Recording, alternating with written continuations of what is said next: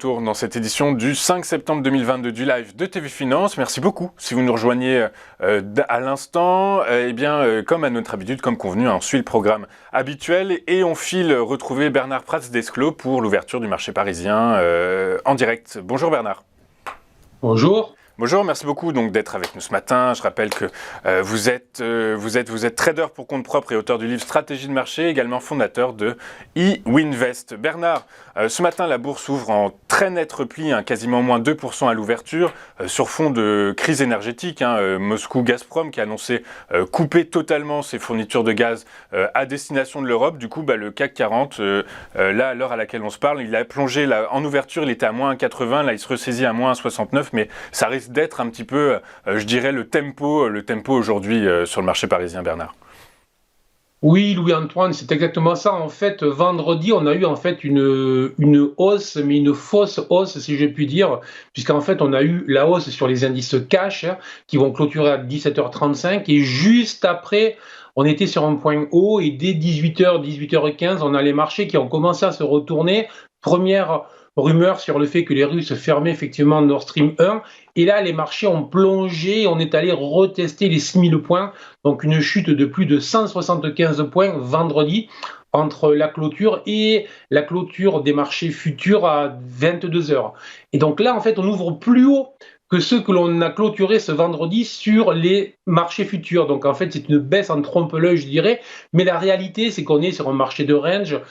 Nous en parlions jeudi lorsqu'on discutait les 6000, etc. Je vous disais que l'on avait un gros support sur lequel on se situe ce matin des 6060 points. Puis on avait le niveau des 6000 points qui est un niveau psychologique surtout. Et je vous disais qu'il n'y avait pas de raison en fait que l'on accélère très fort, que la tendance, on était sur un mouvement de plutôt baissier à moyen long terme, mais que la tendance de court terme, on arrivait en fait sur le bas de la tendance de court terme et que la probabilité c'était que l'on tienne les niveaux actuels. Aujourd'hui nous y sommes aussi et la réalité aussi c'est qu'aujourd'hui les marchés américains vont être fermés, donc il ne devrait pas y avoir d'immenses initiatives ce matin. Attention, ce matin à l'ouverture, dès 8h les marchés ont plongé sous les 6000 points, puis il y a eu un rebond. Depuis ce matin en fait 8h on regagne près de 100 points, donc c'est quand même significatif.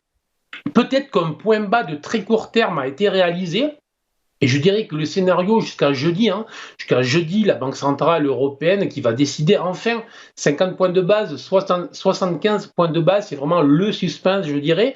Mais jusqu'à jeudi, il ne devrait pas y avoir un marché phénoménal en initiative qui va aller se positionner à l'achat ou à la vente, alors que dans 3 jours, on en saura plus et que peut-être enfin, la BCE, la Banque centrale, va prendre enfin ses responsabilités, va exécuter son mandat, parce que son mandat, sans être méchant, c'est pas de faire des obligations vertes, c'est de juguler l'inflation. Et pour le moment, le moins qu'on puisse dire, c'est qu'elle n'est pas à la hauteur de ce mandat. Alors on peut lui trouver toutes les excuses que l'on veut, mais il faut que le discours change. Je pense que les opérateurs, les investisseurs, les gérants, les investisseurs en général veulent que le discours change, car si les anticipations de cette inflation venaient à s'enflammer sur les prochains mois, là on rentrerait vraiment dans une problématique très très très compliquée. Donc vraiment jusqu'à jeudi, je dirais peu d'initiatives, probablement un marché qui devrait tenir les 6000 points à moins d'une grosse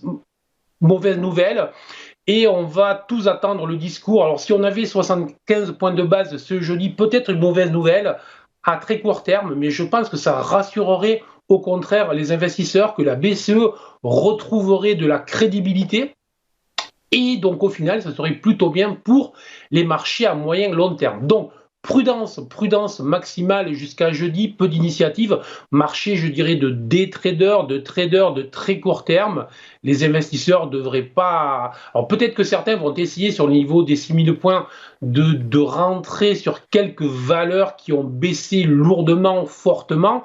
Mais après, voilà, très peu d'initiatives, je pense. Ok, très clair. Merci beaucoup Bernard. Vous avez tout à fait raison. Jeudi, on attend la décision de la Banque centrale sur ces taux directeurs. D'ici là, il y a quand même des PMI, les PMI en Europe qui seront publiés, mais effectivement, ça passera en léger retrait par rapport à cette annonce qui est attendue donc jeudi prochain de la part de la BCE. la toile de fond, ça reste quand même la crise énergétique. Si on fait un tour par le marché des devises, on voit que l'euro a atteint un plus bas de 20 ans encore, là à l'instant, à l'heure à laquelle on se parle, il est à 0, enfin là il remonte légèrement, il était à 0,98 il y a moins d'une minute. Hein. Donc oui, effectivement, les marchés sont sous pression. Merci beaucoup Bernard pour votre œil, vos analyses. On vous retrouve dans un instant pour vos market movers. À tout de suite sur Téléfinance.